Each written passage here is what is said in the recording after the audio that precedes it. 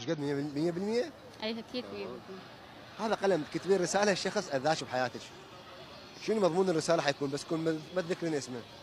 ما عندي شخص اذاني بحياتي. ماكو ماكو شخص لا ماكو. ماكو ابدا. لا ماكو. تعرفين تمثلين؟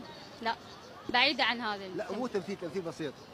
اي يعني اليوم كوجه، اذا اعطيك مثلا وجه حاله تضحك اي او حاله مبتسمه عادي انا ببتسم يعني بدون ما هسه قدام الكاميرا اريد مثلا حاله انه تعيسه، وجه تعيس.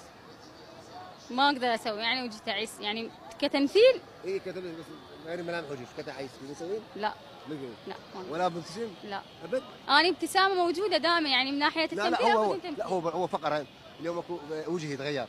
اي صح مثلا هسه حال وجهي غيري مثلا خليه بيبتسم. تسوي؟ هسه انا مبتسمه دائما يعني. حزين؟ ما اضحك يعني عصبي؟ ما اقدر، مو عصبيه اصلا. مو عصبيه. انا نطلع من الفقره. اوكي تمام. شنو هاي؟ حلقه اسمها جمالي 2001. يعمل كله ان شاء الله. شو مؤهلات الشخص المثالي اللي تتمنيه يتقدم لك وتكملين نص دينك وياه؟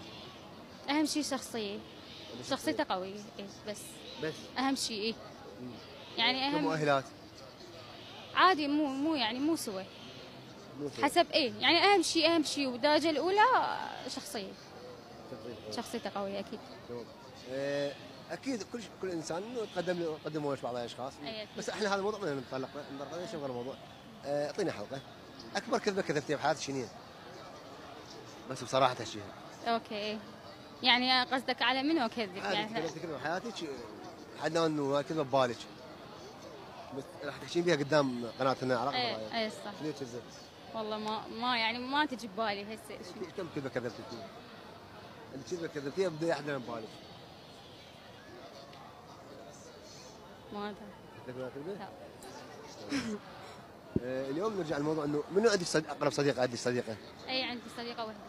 تتصلين بها هسه تقولي لي حاليني وهبيني وبريني الذبه وسديها بوجهها، ترجع تخابرش؟ ما اعرف. نجرب؟ ما عندي رصيد. ها؟ ما عندي رصيد. ما عندي رصيد، تمام. اوكي هسه من الامور. نرجع لموضوع مهم. انت اليوم انت دورت على العمل؟ ايه. المنطقه اغتيابات ورحتي؟ يعني اكيد اللي عندهم المختبرات صح، مستشفيات اهليه يقولوا لك انطونا رقمك ونحن نتصل عليك من يصير عندنا مجال ومن يصير عندنا يعني ماكو احد وهذا احنا نتصل عليك وماكو لحد الان اي اتصال. كذا بيكذبون عليك؟ اي طبعا. بس اللي عرف؟ اي هو هذا قصدي. واي رحتي؟ واي رحت. اي من تخرجت لحد الان يعني تقريبا سنه ونص هيك. واي رحتي مختبرات؟ مختبرات ومستشفيات.